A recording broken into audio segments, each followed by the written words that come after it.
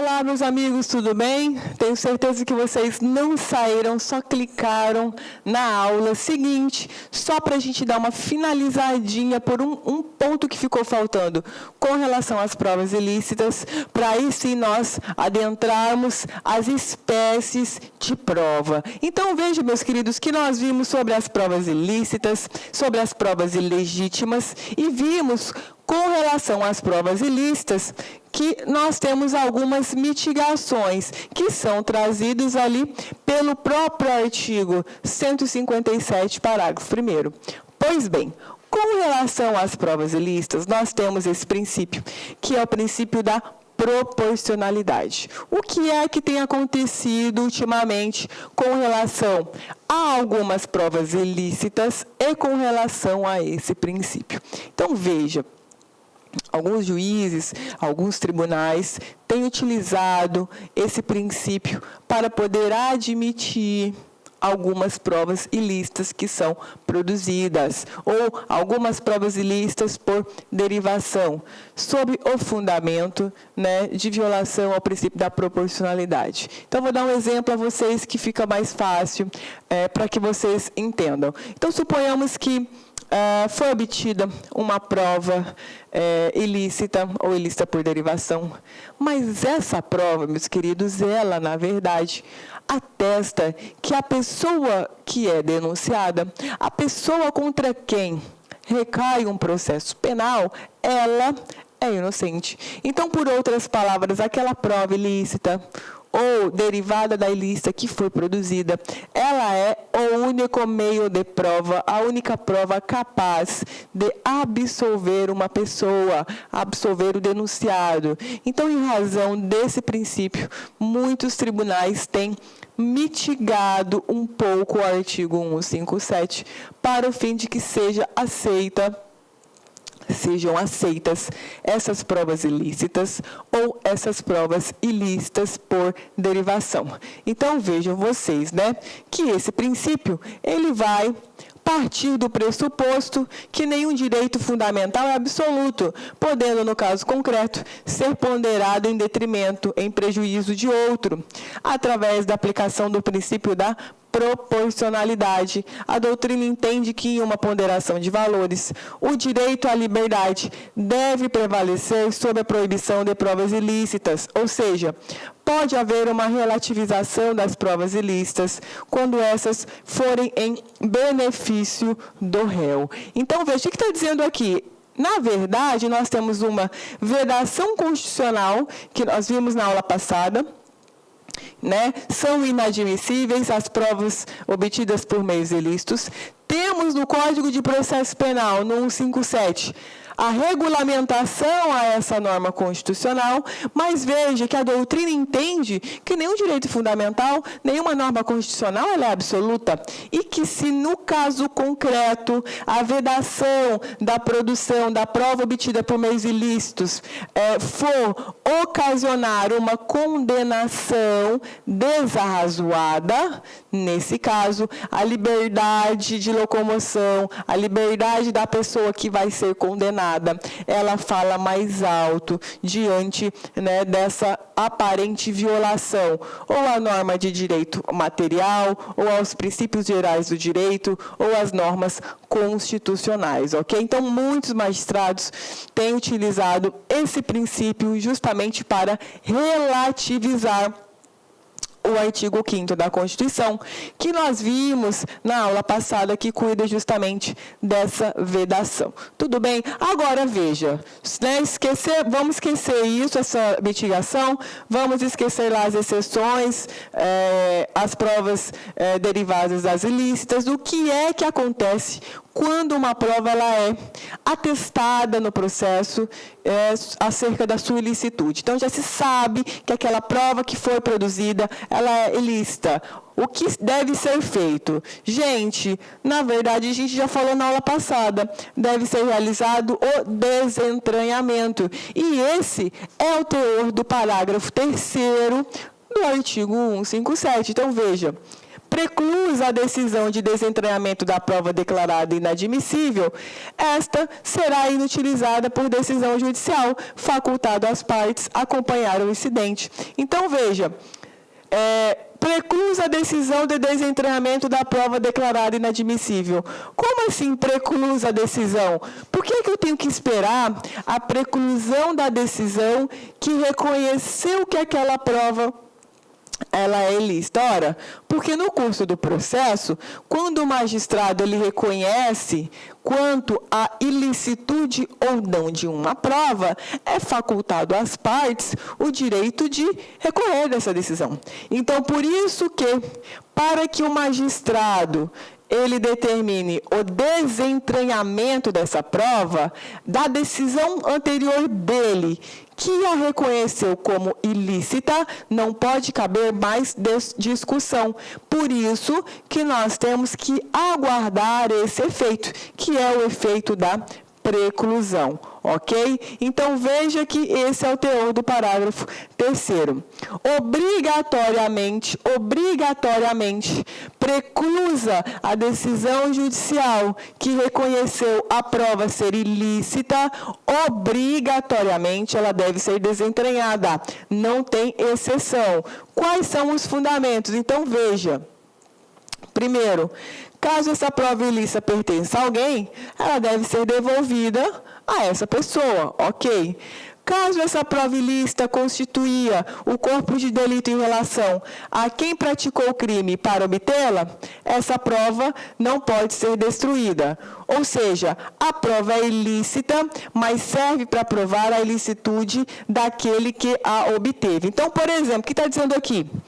Eu peguei, me utilizei de um ardil para obter essa prova, para produzir essa prova ilícita. Então, veja, se para eu produzir essa prova ilícita, eu pratiquei um crime em cima disso, eu pratiquei uma conduta tipificada como criminosa no ordenamento, eu que produzi essa prova ilícita, vou ser responsabilizado criminalmente. Então, nesse caso, o que vai acontecer com essa prova ilícita que eu originei? Ela vai ser a prova do crime que eu perpetrei para poder formá-la. Então, veja que, nesse caso, a prova ilícita, na verdade, ela vai servir de elemento de prova, tá? Mas prova para quê? Com relação ao procedimento, ao expediente fraudulento que eu me utilizei para originá-la, ok? E também deve ser desentranhada por quê? Caso essa prova sirva como única forma de evitar uma condenação injusta. Então, veja.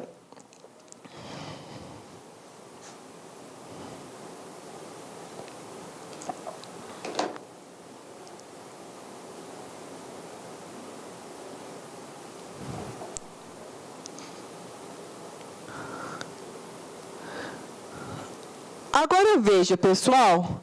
Reconhecida essa prova ilícita, preclusa a decisão que entendeu que ela, de fato, é ilícita, essa prova ilícita não precisa obrigatoriamente ser desentranhada. Nós sabemos que o artigo 157 traz a necessidade de desentranhamento dela, mas muitas vezes ela não vai precisar ser desentranhada. Então, veja lá, pessoal. A prova desentranhada não precisa obrigatoriamente ser destruída. Ela pode ser utilizada para outras coisas. Então, veja, quando essa prova ilícita pertença a alguém, ela deve ser devolvida a essa pessoa. Então, veja, eu tenho uma prova ilícita produzida no processo. O juiz, com base no 157, parágrafo 3º, determina o desentranhamento dela, mas ela vai ser devolvida ao dono. Segunda hipótese, caso essa prova ilícita constituía o corpo de delito em relação a quem praticou crime para obtê-la, essa prova não pode ser destruída. Ou seja, a prova é ilícita, mas serve para provar a ilicitude daquele que a obteve. Então, suponhamos que para que eu obtivesse essa prova, eu pratiquei um crime em cima do contexto para poder dar origem a ela. Veja que ela, além de ser ilícita no processo no qual eu juntei, também ela serve para formar o quê? Elementos de convicção com relação ao crime que foi praticado para que ela fosse produzida. Então, ela é elemento de prova. Então, nesse caso, ela vai ser desentranhada, mas ela não pode ser destruída, na medida em que ela vai ser elemento de prova para conseguir demonstrar ou a autoria ou a materialidade do crime, ok? Então, também ela não vai ser destruída. E a outra hipótese, caso essa prova sirva como única forma de evitar uma condenação injusta. Então, veja que aqui ela obrigatoriamente não precisa ser destruída e aqui obrigatoriamente não precisa ser desentranhada, né? Porque se originária, oriunda, vinculada ao processo no qual ela seja capaz de demonstrar, né, a inocência de alguém que foi denunciado, ela vai permanecer no mesmo processo, ok? Então, veja que nem sempre o fato da prova ser ilícita significa dizer que ela deverá ser destruída e, em último caso, como aqui na terceira hipótese, desentranhada. Tudo bem, gente? Agora, veja, né? Quando que vai haver esse desentranhamento? Quando a gente trabalha com ele. Em regra, deve o juiz apreciar a ilicitude da prova antes da audiência una de instrução e julgamento, hipótese na qual o recurso a ser utilizado seria o recurso em sentido estrito, tá? Agora, veja, muitas vezes pode ser que essa prova ilícita, ela surja depois da audiência de instrução e julgamento. Muitas vezes, nós não temos uma audiência una de instrução e julgamento. Aliás, na maioria das vezes, a gente tem mais de uma audiência de instrução e julgamento.